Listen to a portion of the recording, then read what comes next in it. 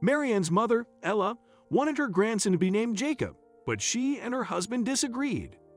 Ella inserted herself into every aspect of their parenting and tried to do the unspeakable when they set up boundaries.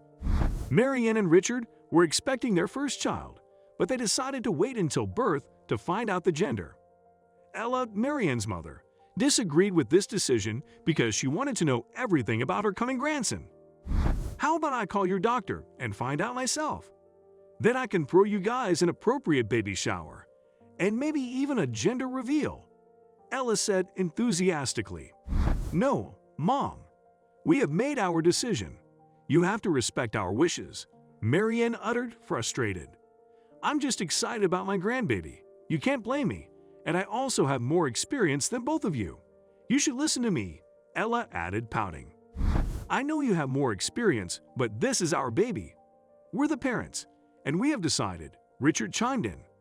While he didn't hate his mother-in-law, she's been getting on his nerves since they announced the pregnancy. Ella left their house reluctantly that night, and they both breathed a sigh of relief. "We really shouldn't have moved that close to your mother," Richard muttered. Marianne and Richard met in college and moved to Cincinnati, Ohio, to be closer to family. At first, it seemed like a great decision. They wouldn't have to worry about an older woman alone while they were thousands of miles away. But now they were both regretting their choice.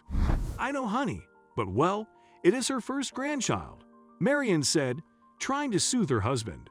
The next day, Ella returned and shocked them. "The baby's name has to be Jacob, after my father," Ella revealed. "Mom, we haven't chosen a name, and we don't even know the gender yet," Marianne said gently. "But Jacob is perfect, and that means you don't have to worry about the name anymore. I have taken that stress off your life," Ella continued. "What if the baby is a girl?" Marianne wondered. "No, I have a feeling it's going to be a boy. You're carrying that belly in a certain way. I'm sure of it. We're finally going to have a boy in the family," Ella cheered.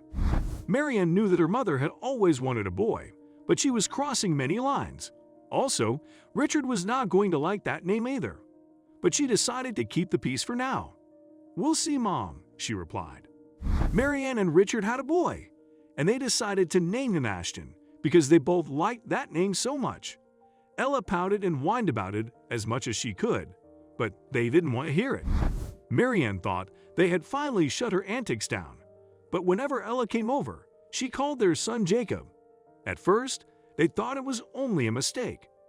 However, she continued doing that every time, no matter how they corrected her. Richard started to ignore and avoid her whenever she came over. "You should give me the baby for the baby weekend. That way you can rest," Ella suggested one day. "I can take him home and probably get him to sleep easily." Neither of them liked that idea. They also didn't like Ella's tone, as if she was a better parent, so they rejected her offer. Regardless, Ella tried to take the baby with her several times, with excuses like, "It's just a walk," or "I'll be right back." Marianne was getting tired of it, especially because she didn't sleep well with a newborn. So she gave her mother a severe talking to and thought it worked. She heard Ella calling the baby Ashton, and her attitude changed. She behaved and didn't cross their boundaries. Marianne thought everything was back to normal. So one day, when Richard suggested a movie date to give them a break, she asked Ella to babysit. "Of course.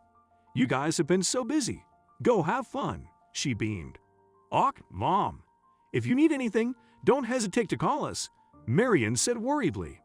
Ella told them not to worry, and they drove off to the movie theater.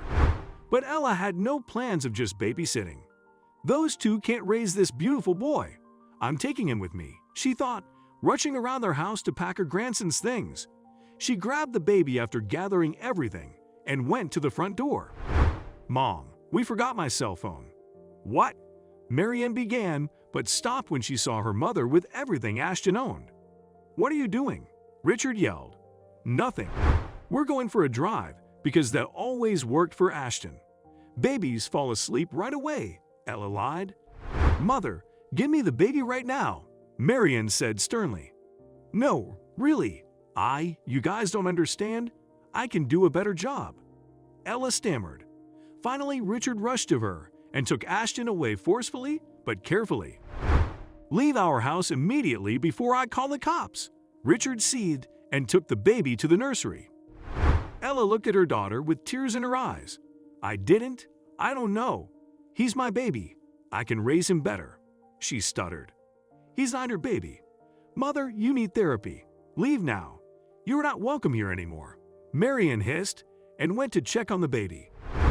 Ella left and they didn't see her for several months. But Marianne heard from her aunt that Ella got a therapist to work on her issues. After several years, they'd finally allowed her to be a part of Ashton's life. But they never left him alone with her. What can we learn from this story? Set proper boundaries with your family. Family members have to respect your decisions, especially regarding your children. Watch out for red flags. Marianne wanted to believe the best of her mother despite the clear red flags, so she let her guard down after a while and regretted it.